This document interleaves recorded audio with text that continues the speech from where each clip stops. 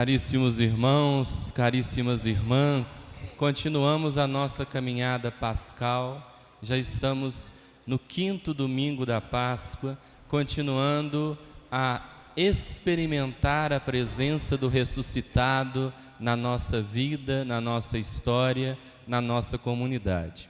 Hoje também não escutamos um relato de uma aparição do Cristo ressuscitado, mas sim um discurso de Jesus dentro do contexto da última ceia.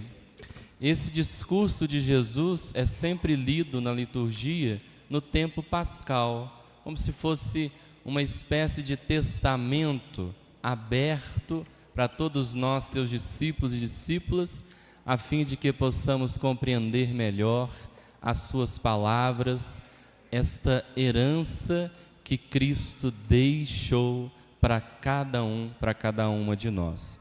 E a partir das leituras que nós escutamos hoje, nós podemos destacar 3 palavras para a nossa reflexão: permanecer, frutificar, amar. Vamos repetir juntos? Permanecer, frutificar, amar. Permanecer.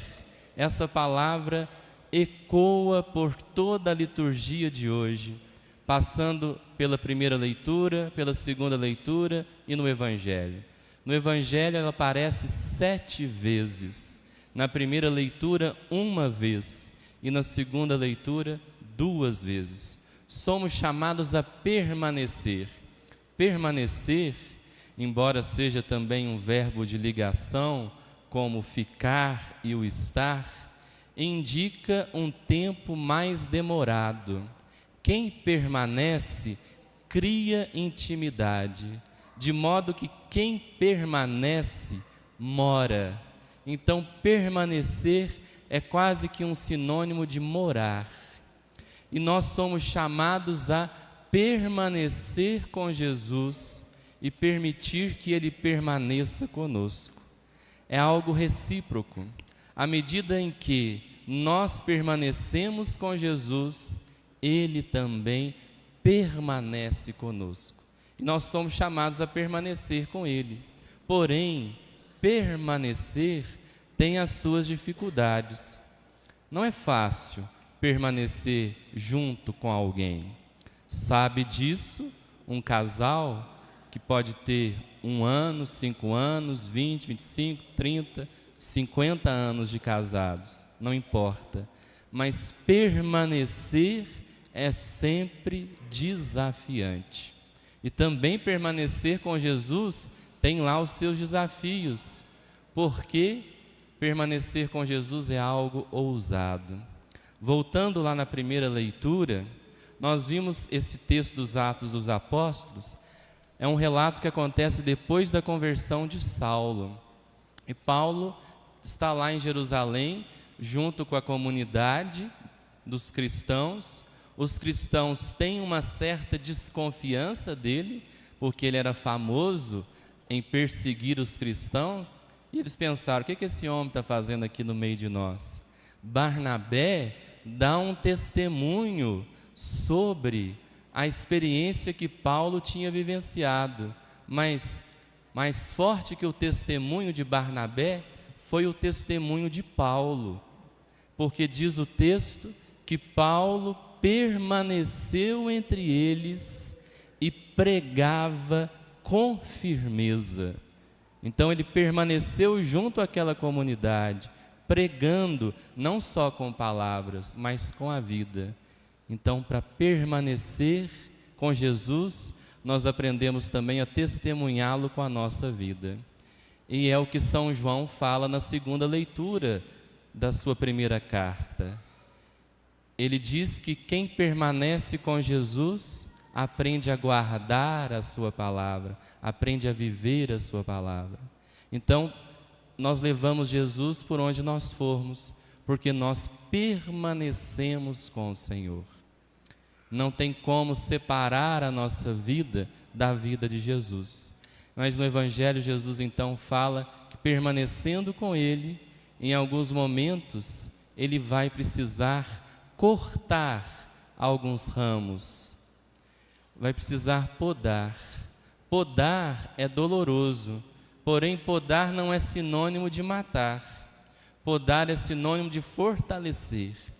É preciso podar estes ramos da videira que somos nós, tirando aquilo que não presta de nós. Ele vai nos limpar. O que não presta, ele vai jogar no fogo e vai queimar, para ficar só o que seja bom, o que seja útil. E aí a gente chega na segunda palavra, que é frutificar. Permanecendo em Jesus e com Jesus, a nossa vida dá fruto. O Papa Francisco diz que para frutificar é preciso que nós saibamos orar. Sem oração, a nossa vida não produz fruto. Por isso que Jesus diz: sem mim nada podeis fazer. Nós produzimos fruto porque Jesus está em nós e circula em nós essa seiva da vida, que é o Espírito Santo, que permite que a nossa vida seja fecunda. Este fruto que nós produzimos é o nosso legado, é a marca que nós deixamos no mundo. E todos nós deixamos algum fruto, todos nós deixamos um legado.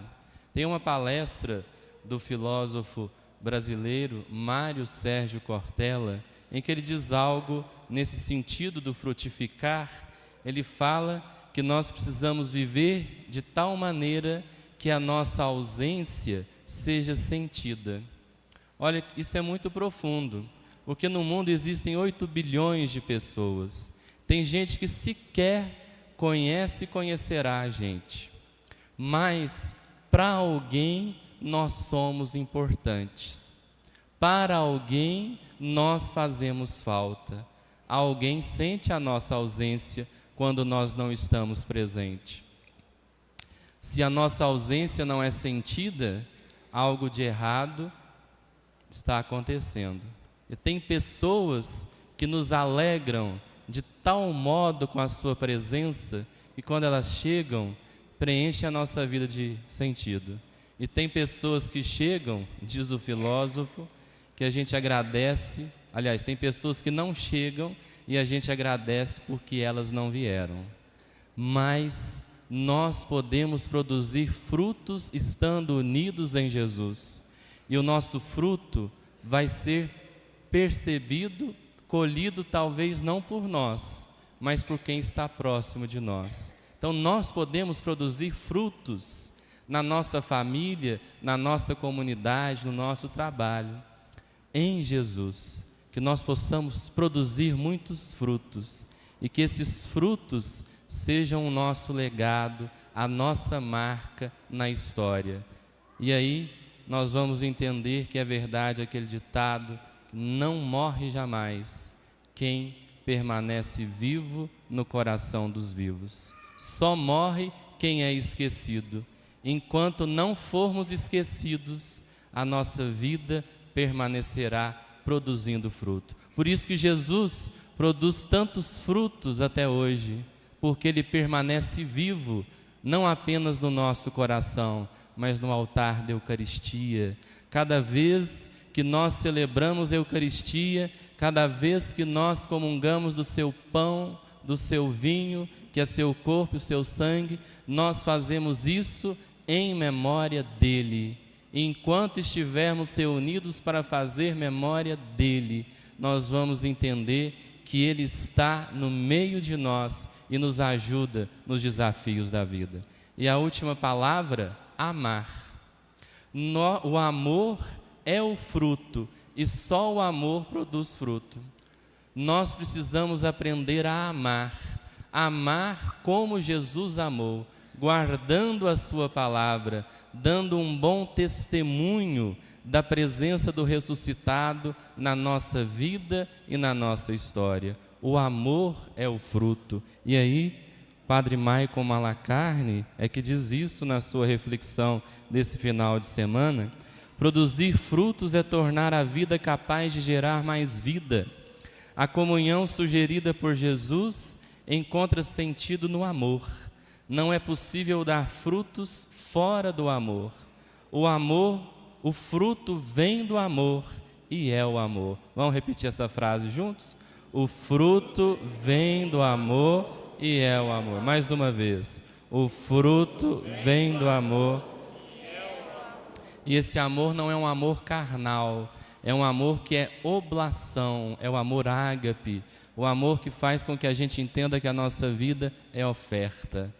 Como São João diz na sua carta, filhinhos, não amemos só com palavras, com a boca, mas amemos com o nosso testemunho. Então que Jesus nos inspire e nos ajude a permanecermos nele, a fazer a nossa vida frutificar e que nosso testemunho seja o testemunho do amor. Quero convidá-los a repetirem comigo. Eu quero amar. Eu quero ser. Aquilo que Deus quer. Sozinho eu não posso mais. Sozinho eu não posso mais viver.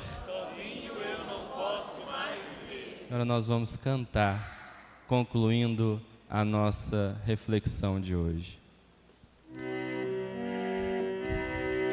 Vem Espírito, vem Espírito, vem Espírito, vem Espírito. Sozinho eu não posso. Sozinho eu não posso mais, sozinho eu não posso mais, sozinho eu não posso mais viver. Eu quero amar, eu quero amar, eu quero ser aquilo que Deus quer. Sozinho eu não posso mais, sozinho eu não posso mais, sozinho eu não posso mais viver. Vem Espírito, vem Espírito, vem Espírito. Sozinho eu não posso. Sozinho eu não posso mais, sozinho eu não posso mais, sozinho eu não posso mais viver. Eu quero amar, eu quero ser aquilo que Deus quer. Sozinho eu não posso mais, sozinho eu não posso mais, sozinho eu não posso mais viver. Que nós possamos, através do amor, ser aquilo que Deus quer. Amém. E juntos professemos a nossa fé.